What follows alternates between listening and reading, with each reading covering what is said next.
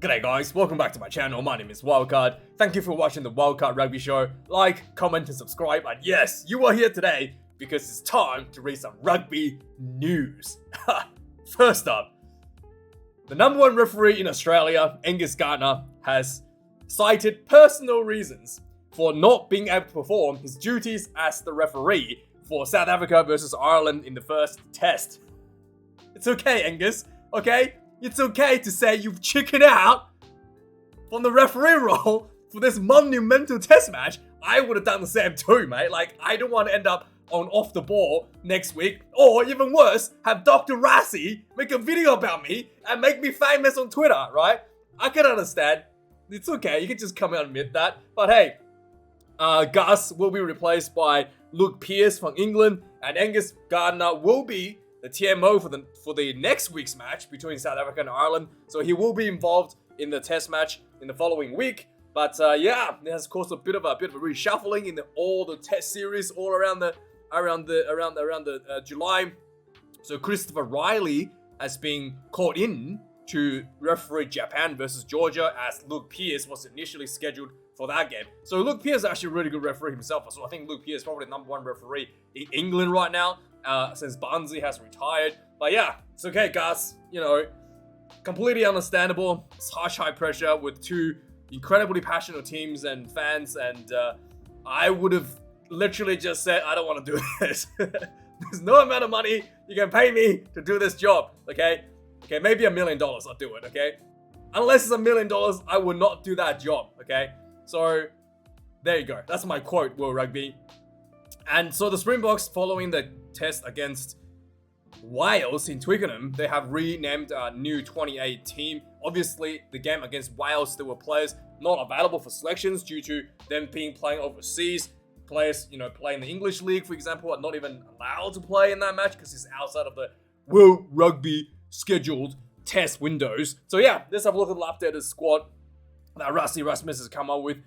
This will be the official squad that's going to be playing against Ireland. So first up, I almost called him Pepsi again, okay? Fepsi Barthelezi,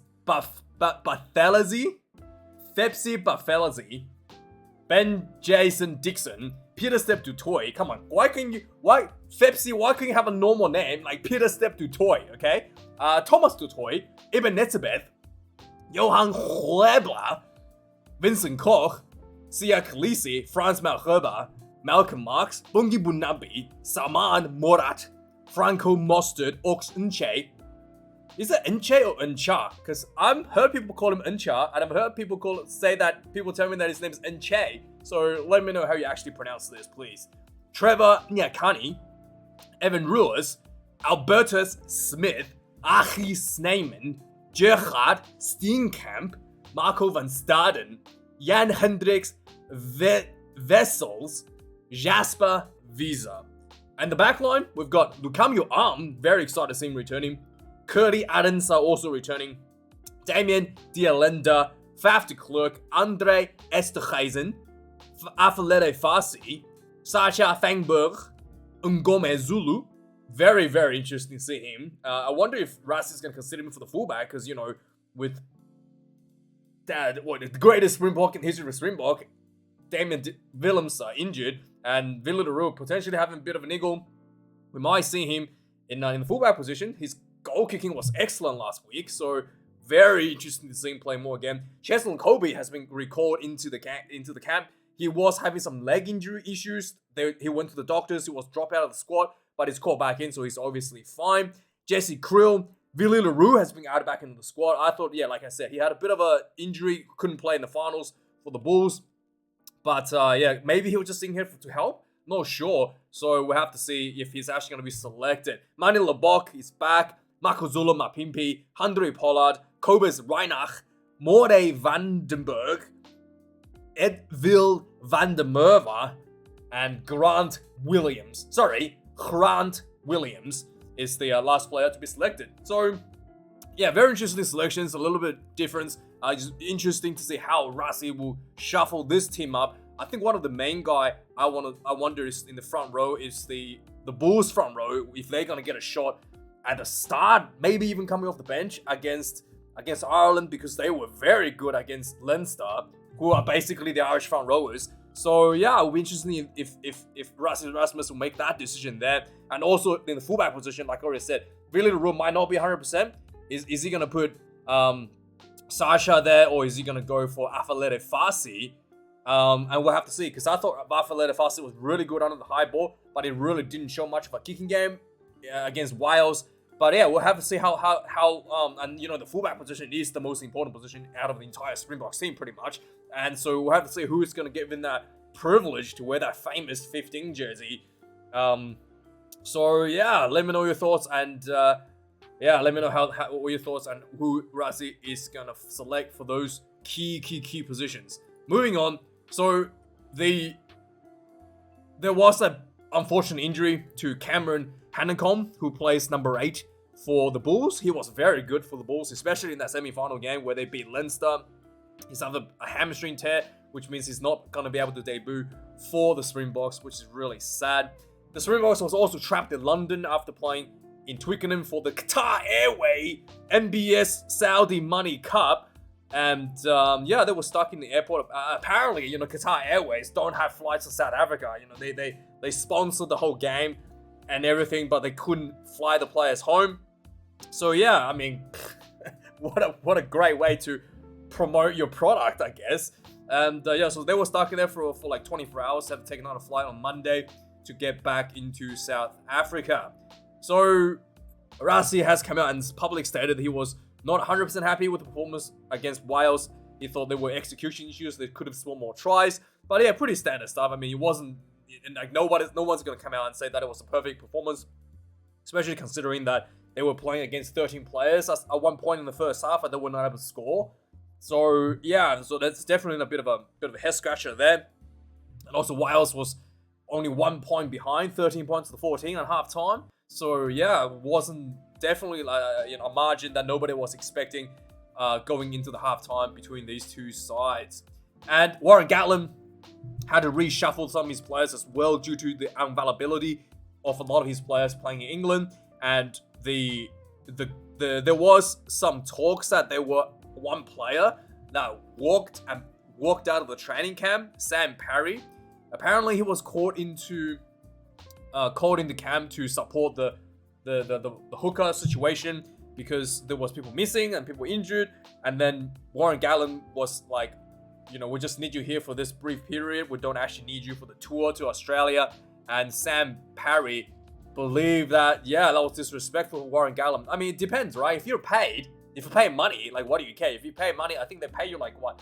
5,000, 8,000, I don't know, a lot of money per week to just being in camp. Like, I wouldn't give a rat's about it. If Gats told me that you're just going to be here for help, we're not going to be selecting you, I'll take the $8,000 or whatever, I'm fine with that. Unless you're not getting paid, and then there will be an issue, but I highly doubt that will be the case. But hey, it's a Wales Rugby Union, they're in financial troubles. But if Gatland just called you in as like a favor and didn't let you go, but that would have been an issue because it really depends what the circumstances are. But he wasn't happy and he stormed down and quit the team. And that means your run with the Wales national team is pretty much over. You have burned your bridge there, my friend. Yeah, sorry, I don't know you, not my friend. You have burned your bridge there, mate. So yeah, so after the Bulls has lost to the Glasgow Warriors at home, and after the game with my initial review, you can watch it on the YouTube as well, was that I thought the DJ at the stadium was really taking the thunder out of the Bulls team by constantly just blasting party music through the speakers.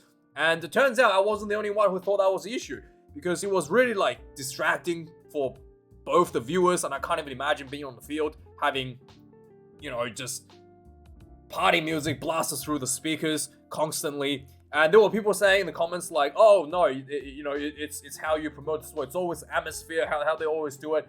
But I've never seen a Springbok game being blasted this much music. Like, sure, if there's a break, they're taking a water break, everybody, you want to play a bit of music, that's fine. But they were just constantly blasting music. It was obnoxious amount, and it was like overshadowing the entire game.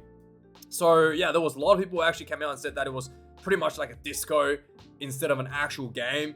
And a lot of people agree with me, and it's always good to be agreed, I think. Yeah.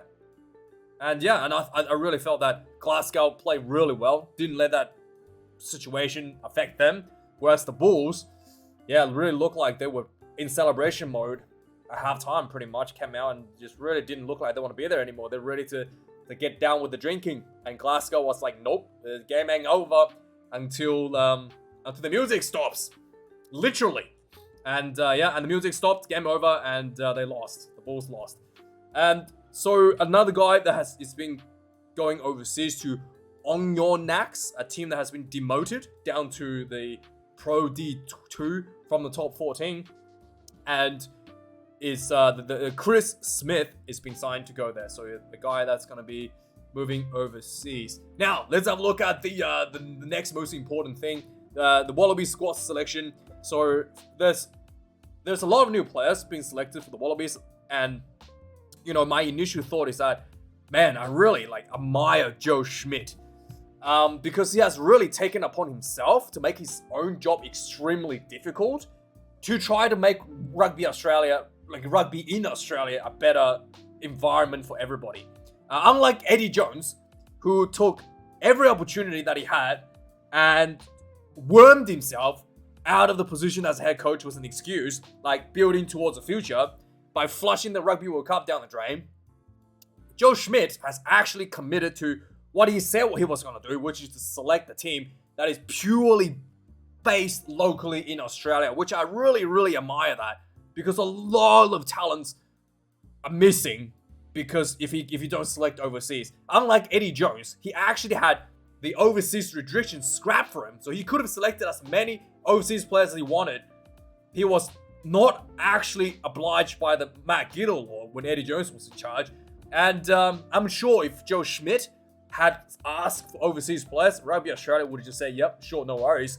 But Joe Schmidt has imposed this upon himself to not take any players from overseas. In fact, he has even taken the hard stance to not taking any players that is currently going overseas and still under contract and that are eligible for selections, like Lockie Swinton and Carter Gordon, who's switching codes. So really admire that, and he's taken a sacrifice out of his own personal life, to move over to Australia. He has stated he didn't want to be test match coach full time anymore. He's really come out of retirement essentially to help us, and he's taken this, this burden as in addition to taking over the job to just try to, further the depth of the squad for the Australian rugby and try to make a stance, make a very clear statement that I'm not going to be selecting you from overseas should you go overseas. Don't even think about it. You can just squirm yourself back into the squad, under the laws. So yeah, I really appreciate that. And yeah, so let's go through the team and see what he has selected. Alan Alatoa comes in, tight head. Angus Blythe, Charlie Cale, Matt Fazler, Nick Frost, probably the best lock right now for the Wallabies. Matt Fazler also done really well for the Reds at the hooker position. Langi Gleeson getting caught in. Alex Hodgman, a big surprise. Not surprise, a big selection here. He's a former All Black. He will be the first All Black to switch to playing for the Wallabies. The sacrilege, so-called, will be committed by Joe Schmidt, who is a Kiwi. So it's okay. It's completely okay if another Kiwi coach selects an All Black player. So nothing wrong with that. Tom Hooper is offset. The sacrilege is offset. Tom Hooper, Eddie's favorite son, Isaac Halia, gets caught into loosehead proposition as well, just because of lack of availability for the loosehead.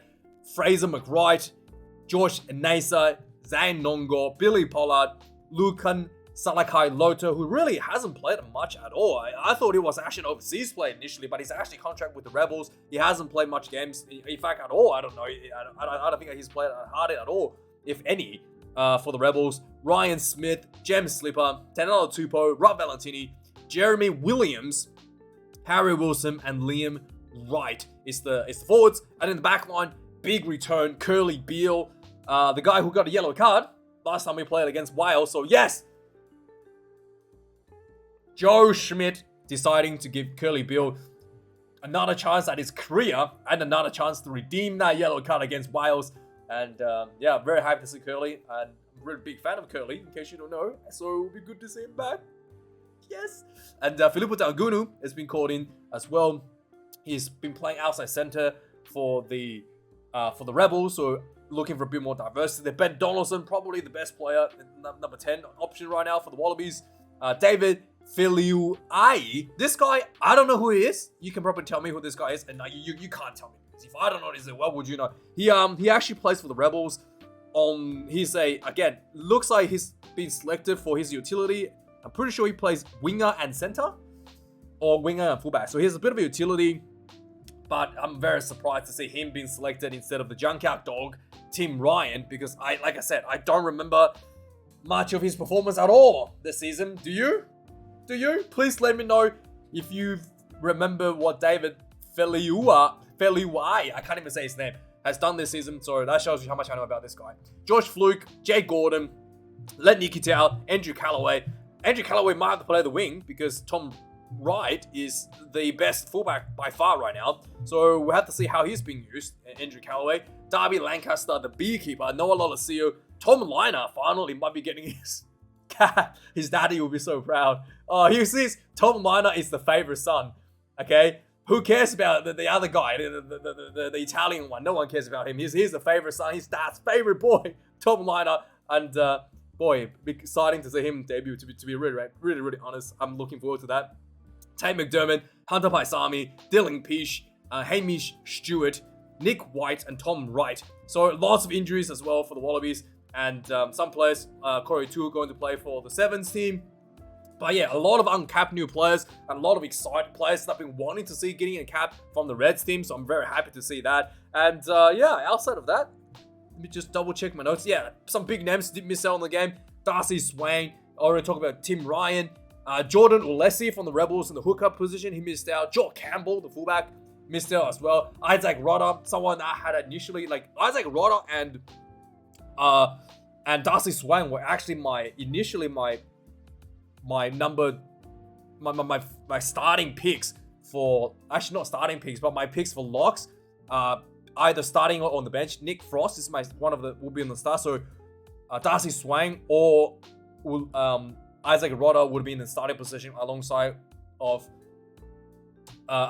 Nick Frost. But yeah, so both of them didn't get selected at all. So yeah, very difficult. And also Hodgman, the fact that Hodgman was selected ahead of Rhys Van Neck and Harry Vella was also a bit of a surprise for me, because I thought maybe they could give it, Joe Schmidt would give those guys a chance instead of actually breaking the sacrilege. But it's okay, he's a Kiwi, sorry. It all cancels out together, right? So moving on, that's what I have to say about the Wallabies. So yeah, Joe Schmidt had a pretty honest assessment of the Carter Gordon switch to rugby league. I think Carter Gordon made a really bad decision for his own career process. Not the fact that he's playing rugby league, because first of all, the Gold Coast Titans isn't that great of a team, by my understanding. That's number one. Number two, he's missed an opportunity to be coached by one of the best test coaches in the world in Joe Schmidt. So yeah, he's not going to be, from his own career path development perspective, he's going to be lacking a little bit in a couple of years, and he's going to fall behind. And I don't think he's made the right decision there, just from his personal career perspective. But it's his choice. I mean, after going through the meat grinder of Eddie Jones' regime, I don't really blame him. And what I thought was really, really interesting is the fact that on Joe Schmidt's reflection of Carter Gordon, he recalled Carter Gordon's performance in Dunedin last year against the All Blacks, and he recalled Carter Gordon's it plays against the Western Force in Super Round, which is the second round or first round of, I don't even remember which round it was, Super Round. And he also recalled how he made a good try-saving tackle against the Waratahs. So I do remember Carter Gordon was able to make some pretty good try-saving tackles, but I mean, this guy has really good memory, right? Yeah, so he's got pretty good memories. That's what I want to hear. So he's been paying attention. Unlike Sir Eddie, he wouldn't remember anything about any of his players. Probably don't even remember the names. And yeah, so Joe Schmidt really been paying a lot of attention, taking a lot of notes about the players that he's been selecting. And yeah, it's really it's Carter Gordon's loss for not getting this world-class coaching. So Andrew Callaway has decided to move. Obviously, Rebels been gone. It's gone now. Has move to the Waratahs, which will be really, really good. So whilst we're at the Waratahs, let's talk about this sacrilege that's going to occur. So Waratahs obviously looking for a new coach, and apparently Dan McKellar is in line. Oh, please don't bring him back. Oh my god, he ran the Brumbies into the ground and then went overseas for the easy money, and he got sacked after one season for poor performance. I mean, if you can't, the Leicester Tigers was, I think, 4th. They got eliminated in the semi-finals, I'm pretty sure. In the Premiership last year, and Handré Pollard was injured. So they were 4th without Handré Pollard. This year, they have Handré Pollard back. Pretty much the same team they had last year, my understanding. Dan McKellar ran this team from 4th to what? What was it? They won 9 out of 18 matches and got eliminated in the round of 16. So they were like barely making the top 8. So yeah, and now there's talk that they're gonna bring him back. Like, he's one of the coaches who don't really know how the forwards work, to be honest. He thinks that rugby union is all about kicking and play like a rugby league game with more kicking, essentially. And yeah, I don't know. Maybe. Yeah, I don't know. I hope that this guy actually gets selected. So the talk is now between Michael Cheika or Dan McKellar, and it's competition between the Leicester Tigers or potentially the Waratahs. I really want to see Michael Cheika back for the Waratahs. I know people don't like him, but he built the Waratahs with his bare hands without any assistance from Raelene Castle at Rugby Australia and all those idiots back then. That he built the team up to win the championship. I mean, he really did it all by himself. Let's be frank about that. And I really don't mind. Like, I know his run at Wallabies wasn't great. He's done a lot better since then with Argentina. And yeah, I want to see Cheika back. I really hope Australia get him instead of McKellar, because my goodness, please do the right thing. Anyway, let's talk about the All Blacks announcement. So I have a full video about All Blacks announcement, so I'm not going to talk too much into that. So let's just going to look at some of the news regarding some of the selections. So Scotty Robertson. Yeah, that's right. Scotty Razor Robertson selected Scotty Barrett. My goodness, I'm struggling. Scotty Razor Robertson, the head coach, has selected Scotty Barrett as the captain for the All Blacks. Someone I've been calling since 2019. I really think that, the All Blacks position, captaincy is such a toxic, difficult environment. And having someone like Scotty is perfectly suited for the job. And people say, oh, he's going to give you yellow cards, red cards. Who cares? Like, it doesn't matter. It does not bother him. And that's what you need. You need someone who doesn't care about who's not going to be fazed by any of that. And to be honest, Scotty's discipline when he is the captain, when he has that leadership role on his shoulder, is much, much better. Much better than when he's just like a pawn in the... He rises to the occasion, so to speak. So I'm really happy with this selection. And obviously, there's one thing to consider as well. I thought was interesting is the fact that Scotty and Razor has a working partnership, very successful working partnership at the Crusaders. And you have to know that a lot of this, these two guys has been in partners in crime for a very long time. So it's you have to also take that into consideration instead of just like, oh my god, we should have picked someone else because they, on paper, it's more, everybody like him a lot more. Like, Ardie Savea, everybody's favorite, right? So that's another thing that really, the cohesion between the coaching staff is also really, really important. So Ardie Savea and Jordie Barrett are the vice captains. And yeah, really big selection. So there's a very controversial selections. One's Hoskins or Tutu not selected at all. Wallace Satiti was selected instead. I thought it was very surprising. A lot of people thought Hoskins should have been selected. Ruben Love not selected at all for the fullback position, and there was a few interesting ones as well. Peter Larkai not selected at all from the Hurricanes. He should definitely be selected. He's so good. The Funaki and Fakatava not selected. Ratima was selected at number 9 instead. The Ricky Riccitelli did not get a chance here. I thought Ricky should have got a chance for the third hooker position, but he's not getting that chance. Instead, George Bell's got that. So yeah, a little bit disappointing. There were still big injuries for the All Blacks. Sam Cane not available for selection, injury. Will Jordan injured. Cameron Roygaard, probably the most exciting guy that I wanted to see, is injured. Somosoni Taukeiaho as well, injured. And also a couple of people, just want to quickly, Sean Stevenson and Nanai Soturu. A lot of guys are favorites, are not selected here. So yeah, that's pretty much the key. You want to see the whole review, go watch my other video. I don't want to, that was like a 20-minute video there. I don't want to go through it all over again. So this finally, Jeff Wilson and Sir John Cohen has agreed with me with Scotty Barrett's selection. Like I said, it's really important to have the captaincy and the coaching staff have a in line all together. And so absolutely the right decision. So yeah, let's talk about Hoskins. So the fact that Hoskins hasn't been selected, it's really disappointing. Razor basically said that there were some things that he wanted to see him do be great on both sides of the ball. I don't know what that means, mate. Like, Hoskins has one of the best carry games, scored 12 tries this season. His defense is pretty good. I don't think he's someone that misses a bunch of tackles every game. So I don't really understand what he means by good on both sides of the ball.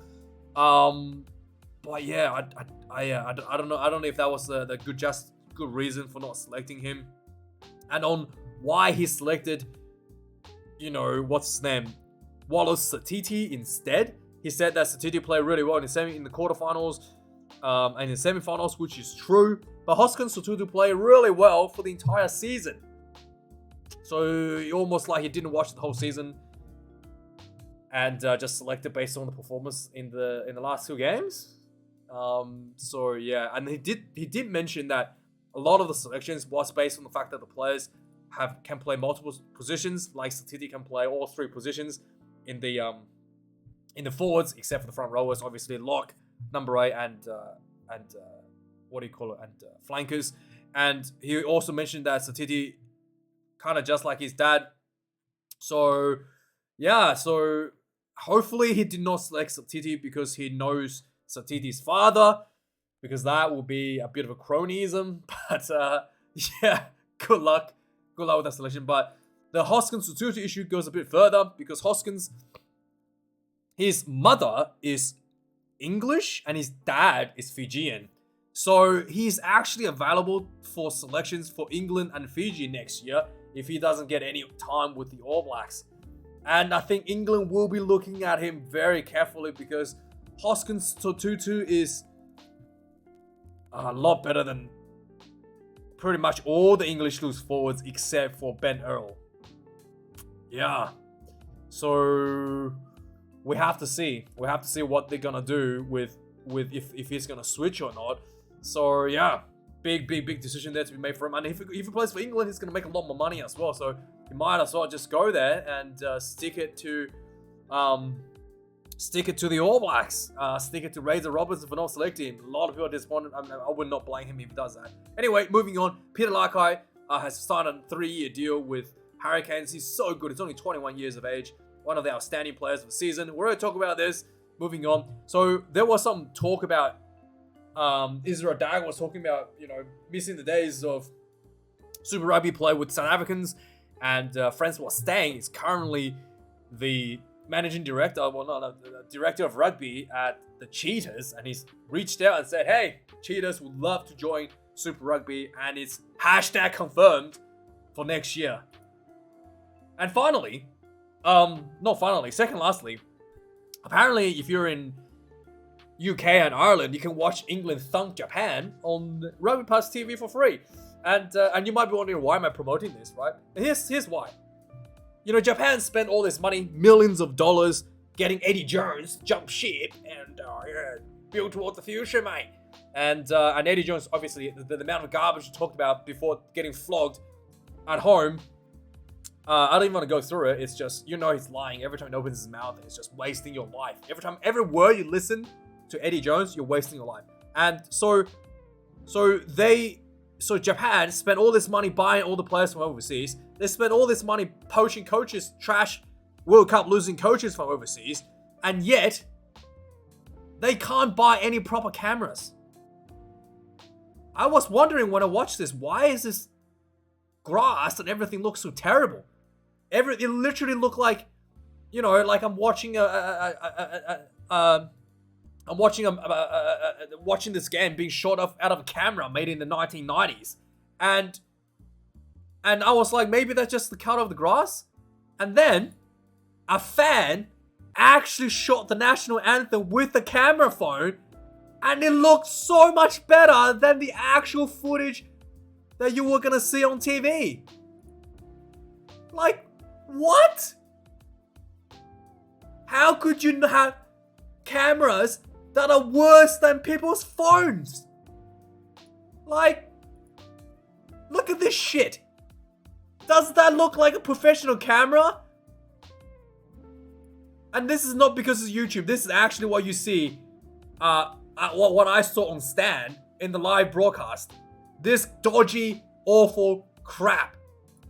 And a fan's phone captured a better image than the actual TV cameras. My goodness. And these are the photos from the stadium. It's a beautiful stadium with a beautiful grass. And it says shitty cameras that are making everything look like absolute garbage. I mean, come on. You spent so much money on everything, and the most important thing, that is the presentation of the product, it's shot out of like literal camera that is worse than a fucking iPhone. My god, it's a joke. Anyway, let's finish this. Finally, the top 14 finalists this weekend. Toulouse versus Bordeaux. And yeah, that's the news, guys. Like, comment, subscribe. 31 minutes. Go check out my other videos. And thanks for watching. Have a good one. Cheers.